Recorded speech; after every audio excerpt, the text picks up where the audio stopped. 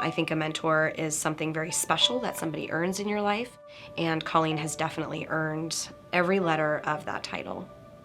Colleen, as a leader, is able to figure out what every person's role is and then really educate them. She'll check in with me about things. How's that going? And again, has all the time in the world. You know, if I'm having a problem or a challenge, she'll work with me on that. She's just always wanting to make sure that people who need the tools in the community to get through their hardships are given that opportunity.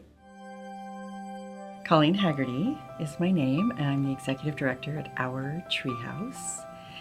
I'm also a forgiveness coach. I support people to make peace with the past so they can move forward in their life. I grew up in a big Irish Catholic family down in Bellevue, 6 kids, mom and dad. We were all very close. As a teenager, I had a couple of hard things happen to me. When I was 13, my dad died. I was in middle school, so going back to school after he died was, you know, it was like landing on Earth from Mars. I was an alien. You know, none of us really knew how to support people in grief or how to support people in trauma, right? And then my senior year of high school, when I was 17, I lost my left leg in a car accident. And those two experiences over a good length of time have really taught me a lot about empathy, compassion, and then eventually about forgiveness. I forgave the man who hit me with his car, and we developed a relationship, in fact. Forgiveness has really become a part of my life. It's not a static thing that we do. It's a state of mind. It's an attitude. And this is what I really want to bring to everything that I do. Everybody has hardship in their lives. And that's really a hard thing to go through, the hardship and the isolation as you're developing into an adult. So to be able to provide community to children who are grieving a death, which is what we do at our treehouse, it's balm for my own soul. I would say that what energizes me about every day is showing up authentically with compassion and empathy for others.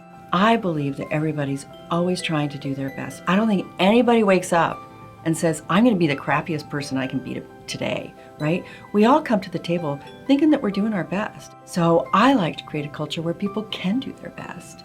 And I love to coach people to find those areas where they can grow. To me, giving back to the community is important because it just reinforces that connection, right? That we get to see each other in each other. I was one of the organizers of the first Women's March here in Bellingham.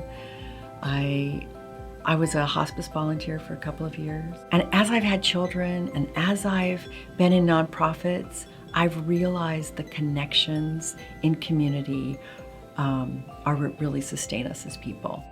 We're still in a culture where young women are taught that you need to look or be a certain way to have value. And that's not true. I really want young women to feel like it's okay to be authentic, unique, and just themselves as they come into the workplace.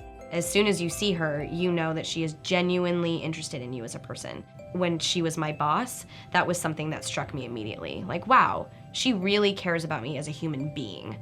And then she's helping me by providing me opportunities to grow as a professional, and then that turned into growing as a person.